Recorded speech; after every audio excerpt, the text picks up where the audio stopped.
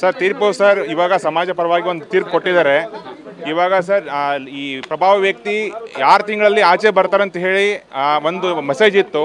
ಇವಾಗ supreme court ಇವತ್ತಿನ ಅದನ್ನು ಕ್ಯಾನ್ಸಲ್ ಮಾಡಿ ಒಂದು ಈ ಕಾನೂನು ಎಲ್ಲರಿಗೂ ಒಂದೇ ಅಂತ ಹೇಳಿಬಿಟ್ಟು ಎತ್ತಿ ತೋರಿಸಿದೆ ಸರ್ ಇವತ್ತು.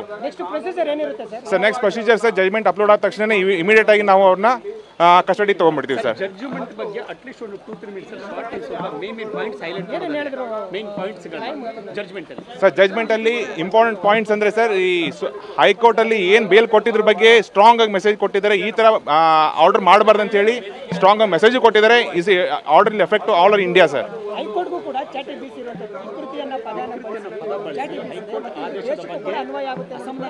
ಇವತ್ತು ಇನ್ನೂ ಕಠೋರ ಶಬ್ದವನ್ನು ಬಳಸಿದೆ ಸರ್. ಇವತ್ತು ಕಠೋರ ಶಬ್ದ ಬಳಸಿದೆ, ಬಟ್ ಅದ್ರ ಬಗ್ಗೆ ನಾವು ಮಾತಾಡೋದು ಇಲ್ಲ. ಬಟ್ ಸುಪ್ರೀಂ ಕೋರ್ಟ್ ಒಪಿನಿಯನ್ ಆ ಥರ ಇತ್ತು ಸರ್.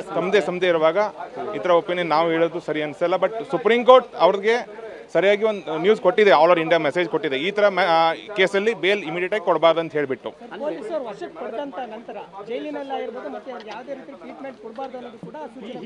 ಸರ್ ಹಿಂದಿನ ಸ್ಪೆಷಲ್ ಟ್ರೀಟ್ಮೆಂಟ್ ಈ 7 ಸ್ಟಾರ್ ಟ್ರೀಟ್ಮೆಂಟ್ ಬಗ್ಗೆ ಸುಪ್ರೀಂ ಕೋರ್ಟ್ ತುಂಬ ಸ್ಟ್ರಿಕ್ಟ್ ಆಗಿ ಆಕ್ಷನ್ ತಗೊಂಡಿದೆ.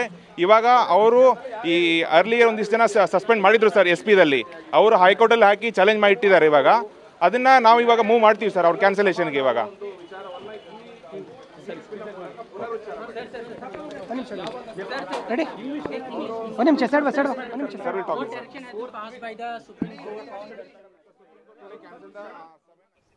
ಸೊ ಇದು ಅನಿಲ್ ನಿಶಾನಿ ಅವರ ಮತ್ತು ಸರ್ಕಾರದ ಪರ ವಕೀಲರಾಗಿರುವಂತಹ ಅನಿಲ್ ನಿಶಾನಿ ಅವರು ಸುಪ್ರೀಂ ಕೋರ್ಟ್ನ ಆದೇಶವನ್ನ ನಾವು ಸ್ವಾಗತಿಸ್ತೀವಿ ಅನ್ನುವಂಥ ಒಂದು ಮಾತುಗಳನ್ನ ಹೇಳ್ತಾ, ಯಾರೇ ವ್ಯಕ್ತಿ ಎಷ್ಟೇ ದೊಡ್ಡವನಾಗಿದ್ರು ಕೂಡ ಅವನು ಕಾನೂನು ಮುಂದೆ ತಲೆಬಾಗಲೇಬೇಕು ಅನ್ನುವಂಥದ್ದನ್ನ ಇವತ್ತು ಸುಪ್ರೀಂ ಕೋರ್ಟ್ ಸ್ಪಷ್ಟವಾಗಿ ಹೇಳಿದೆ.